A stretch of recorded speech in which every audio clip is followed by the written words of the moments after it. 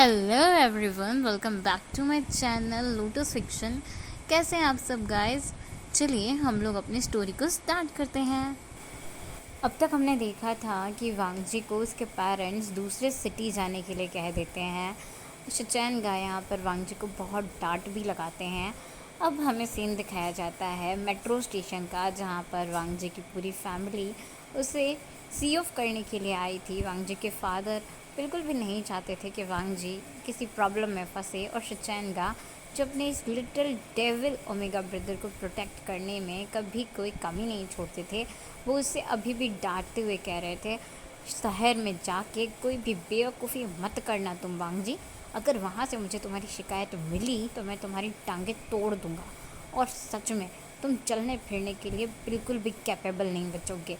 वहाँ पर जाकर मन लगा के पढ़ाई करना और किसी से पंगे मत लेना, वरना मैं तुम्हें बहुत मारूंगा वहीं आके। वांग जी एक स्माइल करते हुए अपने ब्रदर को देख रहा था और कह रहा था, ठीक है ब्रदर, मैं वहाँ पंगे नहीं लूँगा। बस अगर किसी ने मुझसे आगे से पंगा लिया तो मैं उसे छोड़ूंगा भी नहीं। शिचैनगा उसका कान खींच रहे थे, और ये सब देखकर आयुआन बहुत खुश हो रहा था और वो स्माइल कर रहा था। अब मेट्रो स्टार्ट हो गई थी तो वांगजी और आयुआन बैठ गए थे। वो अपने फैमिली को बाय करते हैं। आयुआन वांगजी के साथ बहुत बातें करते हुए अपने सफ़र को कंप्लीट करता है। जब आयुआन वांगजी से बातें करते करते सो जाता है तो वांगजी उसे अपने पास वाली सीट पर लिटा देता है और खुद बैठकर एक बुक रीड करने लगता है। वांगजी को पढ़ने का बहुत शौक़ था, खेलने और घूमने फिरने का उसे बहुत शौक़ था। वांगजी बहुत ज़्यादा चीयर अप पर्सन था। उसे खुश रहना और लोगों को खुश करना पसंद था। मुसीबतों में उसे पढ़ने का शौक़ नहीं था, लेकिन मुसीबतें दिल से उसका पीछा ही नहीं छोड़ती थी। वांगजी छोटे छोटे पंगे लिया करता था, उसे बहुत मज़ा आता था किसी किसी के साथ लड़ने झगड़ने में। वांगजी को मार्शल आर्ट्स भी बहुत अच्छे से आते थे। बस वो एक गाँव से निकला हुआ एक नॉर्मल पर्सन था, जिससे सही काम और गलत काम में फ़र्क करना आता था। जब भी किसी के साथ कुछ गलत होता था, वांगजी बीच में कूद पड़ता था, और फिर चाहे 4 अल्फ़ा हों या 10 अल्फ़ा, वो सबको बहुत बुरी तरह से धोना शुरू कर देता था। वांगजी इस वक्त अपनी फैमिली की वजह से अपना शहर छोड़कर जा रहा था, क्योंकि यहाँ पर उसने मामूली लोगों से नहीं बल्कि माफिया से पंगा ले लिया था। वांगजी को उन माफिया से बचाने के लिए उनसे भी ज़्यादा पावरफुल कोई पर्सन चाहिए था, जो मिस्टर लैन अच्छे से जानते थे कि उनके फ्रेंड वी चांग से के अलावा कोई और नहीं हो सकते, क्योंकि वो बीजिंग की ही नहीं बल्कि पूरे वर्ल्ड के टॉप 10 बिजनेसमैन्स में गिने जाते थे। और इस वक्त तो उनका बिजनेस उनके बड़े बेटे वी वुशियान ने संभाल रखा था, जिसके कोल्ड पर्सनालिटी के बारे में हर कोई जानता था। तो उन्हें अच्छे से पता था, वो अपने बच्चे को प्रोटेक्ट करने के लिए उसे बीजिंग भेज देते हैं। यहाँ बीजिंग में एक बड़ी से मेंशन में 3 लोग डाइनिंग टेबल पर बैठकर ब्रेकफास्ट कर रहे थे, जिसमें से एक यंग पर्सन ने अपने फेस के सामने न्यूज़पेपर पकड़ा हुआ था, और ठीक उसके सामने बैठे हुए दूसरे पर्सन अपने फ़ोन में लगा हुआ था। और उन दोनों के बीच में जो हाफ ओल्ड आदमी बैठे हुए थे, वो उन दोनों को देख रहे थे घूर घूर कर, और अब उन्हें गुस्सा आ रहा था। इसलिए उन्होंने अपना हाथ उठाकर टेबल पर ज़ोर से मारा और कहा, वी वुशियान और वी, तुम दोनों क्या कर रहे हो? क्या तुम दोनों कभी भी ठीक से मेरे साथ बैठकर ब्रेकफास्ट नहीं कर सकते हो? वी अपने डैड की तरफ देखते हुए कहता है, डैड मैं क्या कर रहा हूँ, मैं ब्रेकफास्ट कर रहा हूँ ना। उसके मुंह में कुछ था जिसे वो चबाए जा रहा था। मिस्टर वी को इतना गुस्सा आता है कि वो अपने छोटे बेटे ईंग के सर पर एक चपेट मारते हुए कहते हैं, फ़ोन नीचे रखो वरना मैं तुम्हारा फ़ोन फेंक दूंगा। दूसरी तरफ वो अपने बड़े बेटे आशियान के सर में चपेट मारते और कहते हैं, ब्रेकफास्ट करो, न्यूज़पेपर बाद में पढ़ना वरना मैं फाड़ दूंगा।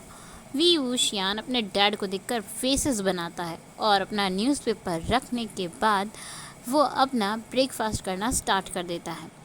वी चांग से अपने दोनों बच्चों से कहते हैं, वैसे मेरे दोस्त का बेटा आज बीजिंग आने वाला है, तो तुम में से किसी एक को मेरे साथ उसे पिक करने के लिए मेट्रो स्टेशन चलना है। दोनों ही अनोइंग फेसेस बनाते हैं और दोनों ही मना करते हैं। विंग अपने डैड से कहता है, डैड मुझे गैरेज में आज भी इन्वेंशन करना है, मेरा कार का प्रोजेक्ट अभी भी कंप्लीट नहीं हुआ है। और वुशियन अपने कोट को ठीक करते हुए कहता है, डैड मेरी इंपॉर्टेंट मीटिंग है, मैं बिल्कुल भी फ्री नहीं हूँ, आज मेरा पूरा दिन बहुत ज़्यादा बिजी है, मुझे खुद के लिए टाइम नहीं है, मैं नहीं जा सकता, आप ईंग को ले जाइए।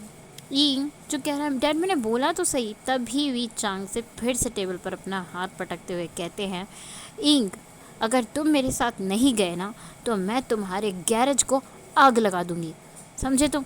और तुम्हारी मॉम को आने दो, मैं तुम्हारी मॉम से कहकर तुम्हारे सारे गैरेज का सामान बाहर फेंकवा दूंगा और उस पर ताला लगवा दूंगा। ईंग मुंह बनाते हुए कहता है, डैड आप मुझे ब्लैकमेल कर रहे हो, जब से मॉम बिजनेस ट्रिप पे गई है ना आप मेरी साइड बिल्कुल भी नहीं लेते हो, आप हमेशा ब्रदर की साइड लेते हो।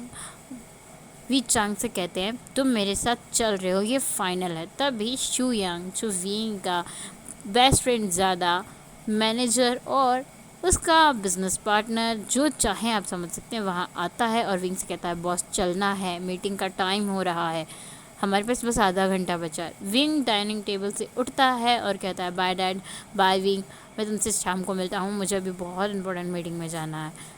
वो शुयांग के साथ चला जाता है और उसके बाद वी चांग से विंग को देखते रहते हैं। विंग कहता है, फाइन डैड, मैं चलूँगा आपके साथ। हाँ गॉड, दोस्त का बेटा आपका है और उसे पिक करने हम जा रहे हैं, सच अ बोरिंग थिंग। वो मुंह बनाता है और अपना ब्रेकफास्ट कंप्लीट करता है। इसके बाद वो लोग मेट्रो स्टेशन के लिए निकलते हैं। वहीं हमें वांगजी का सीन दिखाया जाता है जिसका सफ़र आयुआन के साथ बहुत अच्छे से कटता है। और जब मेट्रो रुकने वाली थी तभी आयुआन वांगजी से कहता है, गग वॉशरूम जाना है। वांगजी आयुआन को अपनी गोद में उठाता है और उसे वॉशरूम लेकर जाता है। आयुआन नोटी नोटी हरकतें कर रहा था, वांगजी का हाथ नहीं छोड़ रहा था। वॉशरूम से फ्री होकर वांगजी आयुआन को लेकर फिर से अपने सीट पर आकर बैठ जाता है क्योंकि 10 मिनट बाद मेट्रो अपने स्टेशन पर पहुंचने वाली थी। यहाँ विंग और वी चांग से दोनों ही वांगजी का वेट कर रहे थे।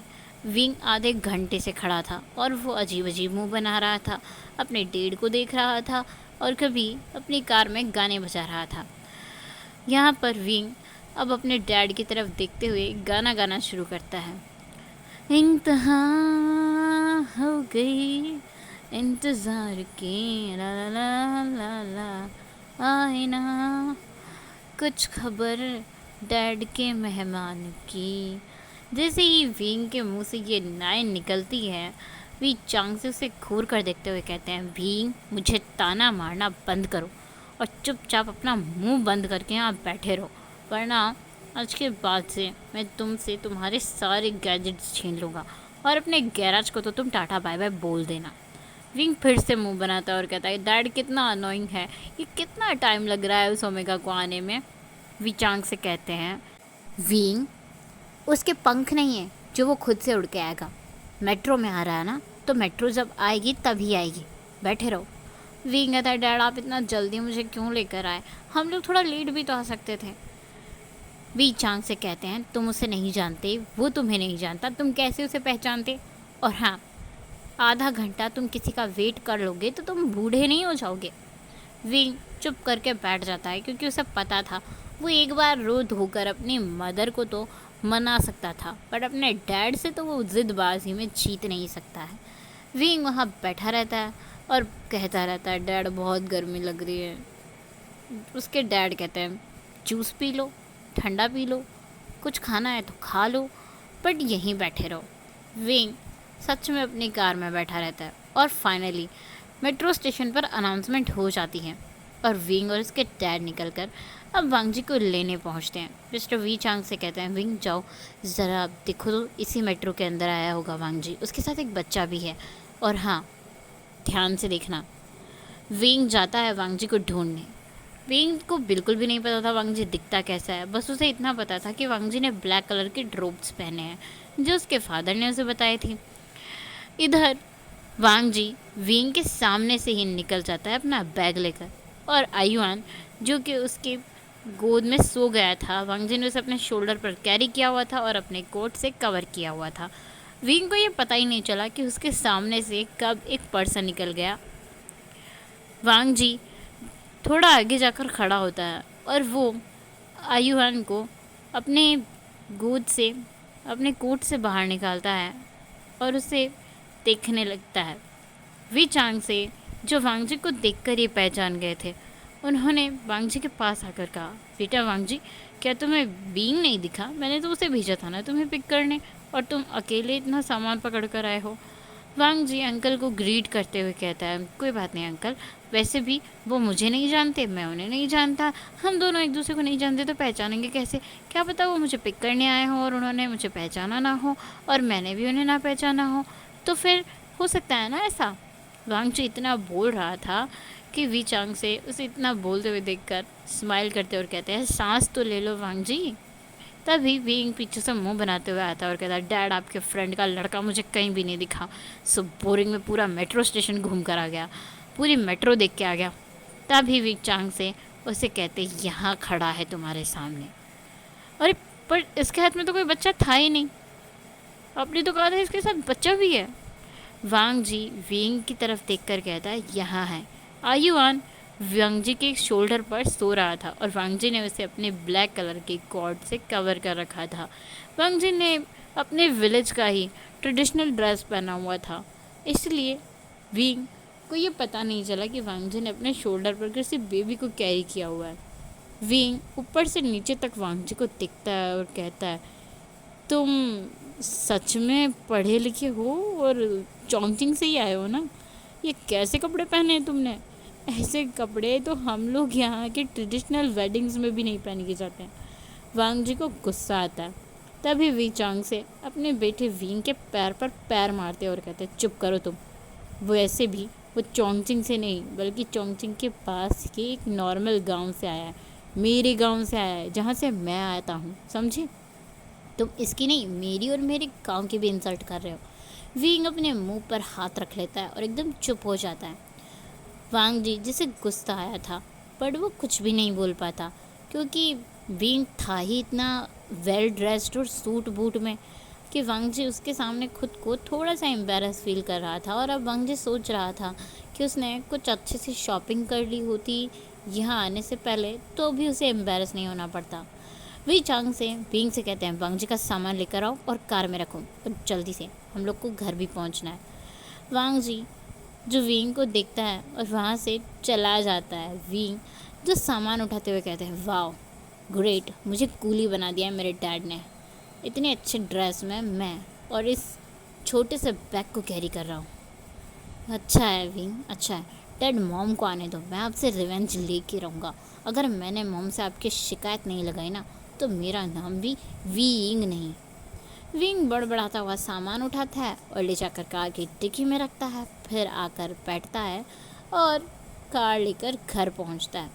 वी चांग से रास्ते में वांग जी के साथ बहुत सारी बातें कर रहे थे और वांग जी उन्हें बताता है कि उसके साथ हुआ क्या है और क्यों उसके डैड और ब्रदर ने उसे गांव से यहाँ सिटी में बीजिंग उनके पास रहने भेजा है।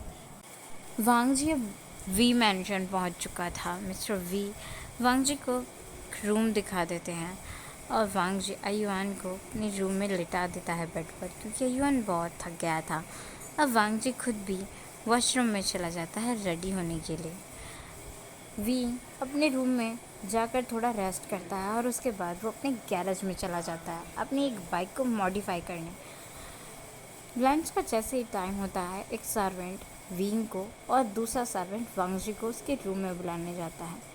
सब लोग नीचे आते हैं, विंग और वांग जी, यहाँ तक कि वी चांग से और आयुआन जो अब तक उठ चुका था, सब लोग लंच करते हैं। आयुआन की प्यारी प्यारी बातें सुनकर विंग को बहुत मज़ा आ रहा था। विंग आयुआन से दोस्ती कर लेता है। उस छोटे बच्चे के साथ विंग को मस्ती करने में बहुत मज़ा आएगा और वो छोटा सा ओमेगा वांग जी की तरह ही बहुत क्यूट लग रहा था। मिस्टर वी कहते हैं, विंग वांग जी आज से यहीं रहेगा और अपनी बाकी की पढ़ाई और सारे काम वो यहीं से करेगा, तो क्यों ना तुम वांग जी को शॉपिंग करवा दो, क्योंकि उसके सारे क्लोथ्स तो विलेज के हिसाब से ही हैं और उससे यहाँ पर एक नए लुक की ज़रूरत है। और साथ में आईवन के लिए एक स्कूल भी ढूंढ लेना। विंग कहता है ओके डैड, बट हाँ इसके बदले में आपको मुझे न्यू लैम्बो खरीद के देनी होगी जो अभी अभी लॉन्च हुई है। वो लेगो सेट मुझे सच में बहुत पसंद है। विंग वैसे अपने डैड से पैसे नहीं लेता था क्योंकि वो खुद ही अर्न कर लेता था, बट विंग को अपने डैड को टीज़ करना बहुत पसंद था, इसलिए वो अपने डैड को ऐसे ही परेशान करता रहता था। उसके डैड कहता है ठीक है, डील डन। विंग कहता है ओके। विंग वांग जी से कहते हैं ए छोटू सुनो, तुम लोग अभी रेस्ट कर लो, शाम को मैं तुम दोनों को शॉपिंग करवाने ले जाऊँगा, तब तक के लिए मैं थोड़ा सा अपना काम कर लेता हूँ। वांग जी जो विंग की बात सुनता है थोड़ा सा शॉक्ड हो जाता है। वैसे वांग जी को ये तो समझ में आ गया था कि ये बंदा थोड़ा सा मुंह फट है और बहुत ज़्यादा हंसी मजाक करने वाला भी। वांग जी को विंग अच्छा लगता है। अब शाम के टाइम पर विंग एक सर्वेंट को वांग जी के रूम में भेजता है उसे बुलाने के लिए। वांग जी आयुआन के साथ सोया हुआ था, तो वांग जी उठता है और रेडी होकर नीचे आ जाता है। उसने अभी भी अपने विलेज वाले कपड़े ही पहने हुए थे जो बहुत नॉर्मल दिख रहे थे। जब वो नीचे आता है तो विंग कहता है सच में तुम्हें शॉपिंग की ज़रूरत है, डैड ने सही कहा, इस तरह के कपड़े अगर तुम यहाँ पहनोगे ना तो लोग तुम्हें एंटिक पीस समझेंगे, और वैसे भी अब तुम हमारे घर में रहने वाले हो तो हमारी इज्जत का कचरा नहीं करना है हमें, तो तुम्हें अच्छे से शॉपिंग के साथ साथ मेक ओवर की ज़रूरत भी है, और तुम्हारे साथ साथ इस लिटिल ओमेगा को भी जो बिल्कुल शैतान है। आयुआन के चीक्स को पुल करते हुए विंग कहता है और आयुआन स्माइल करता है। फिर विंग उन दोनों को अपनी कार में लेकर जाता है शॉपिंग करवाने। एक मॉल के वहाँ विंग अपनी कार रोकता है। सो गाइस आज के लिए बस इतना ही। विंग और वांग जी की कैसी होगी शरारतें देखने में आएगा मज़ा। मिलेंगे नेक्स्ट पार्ट में। बाय।